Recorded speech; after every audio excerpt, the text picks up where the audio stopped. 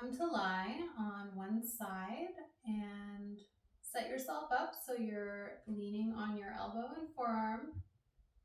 Your knees, your legs are stacked, and you have roughly a 90-degree angle of the legs and the arm from the torso, so they're lined up. Your other hand can be in front of you to support. And just begin to make a movement to look a little to your elbow and look to your hand, maybe to the opposite wall, backward and forward. And notice what else is moving down below. You might sense a bit of a rolling of your pelvis forward and back.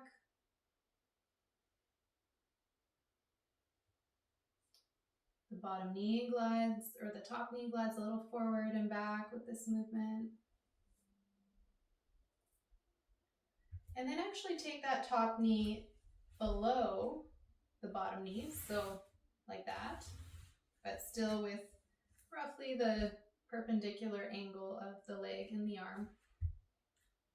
And once again, explore looking back in the direction of your elbow and looking forward and upward. Maybe your eyes begin to go to the ceiling. And just see how this change in the base of support with your legs now split has affected the movement of the pelvis, the movement of the spine. And then maybe you look a little up, overhead, and down towards your pelvis. And as it always is with Feldenkrais, we're looking to include the whole of ourselves in the movement. So if you find you're just looking up and down with your head and neck, see what you have to do to actually find a bit of a rolling up and down of the pelvis. Change in the spine and the ribs with every movement. And whenever your arm is tired, take a little rest, either on your side or rolling to your back, giving your brain and nervous system a moment to digest those novel movements you were just playing with.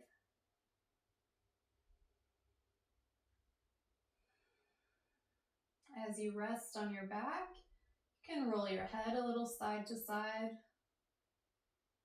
just within the easy, comfortable range.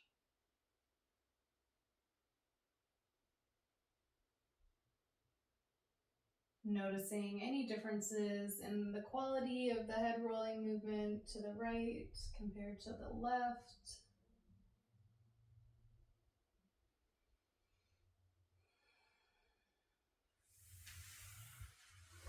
And then coming back up on your side in the same way, noticing how easy it is to transition into this position from being on your back. It's like naturally, this is the way we get up to be on our side.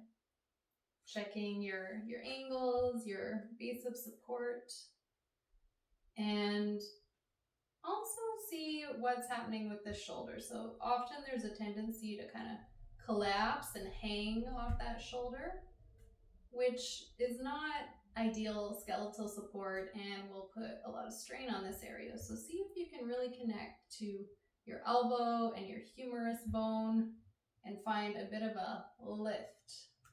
So you press down to lift the shoulder and the chest and the head up a little.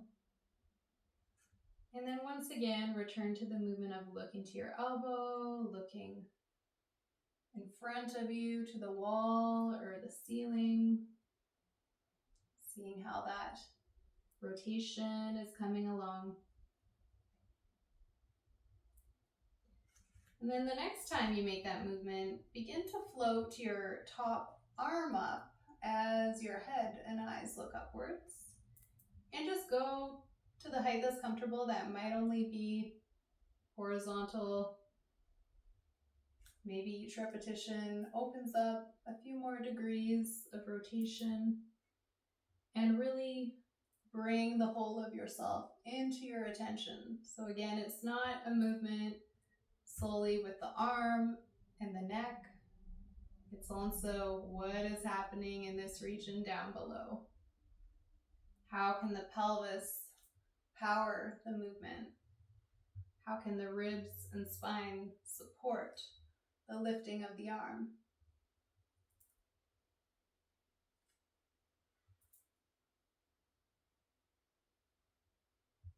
Great. Again, rest if you need to. If you're ready for a little more, take your top arm overhead. Just place it on your temple of the underside, elbow point to the ceiling, and just begin to lift and lower your head with the support of your arm. And notice what is happening in your ribs, how one side of the ribs expands, the other shortens. What shape does your spine make throughout this movement? And what happens to that top knee on the ground? Does it slide a little up and down with this movement?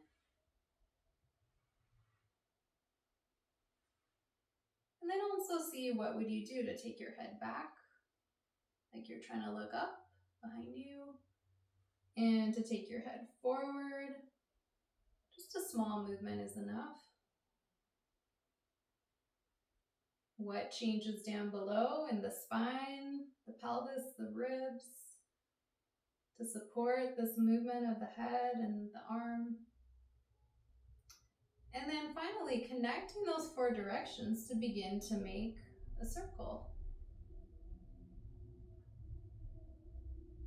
Going more slowly than you usually would move to really clarify, where do I have support throughout all four directions?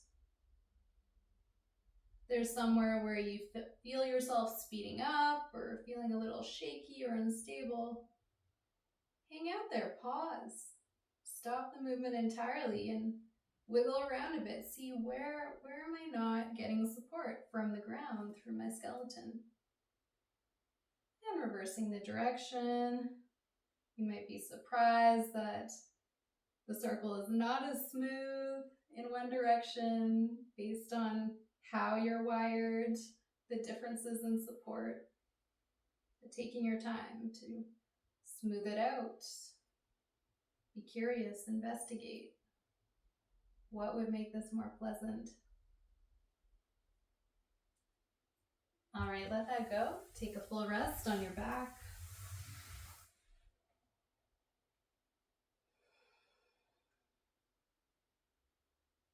Noticing your contact with the floor through your back, your ribs, your shoulders. Do you feel wider? Do you have more surface area resting on the floor now?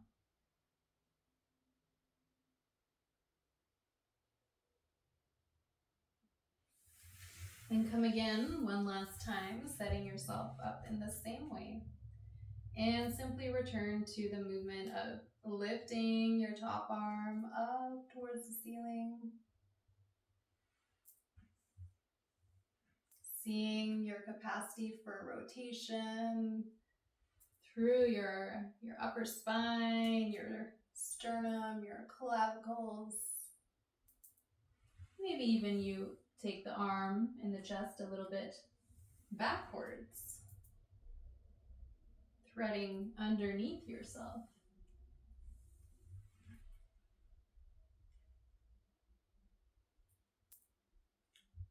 Thanks so much for moving along with me.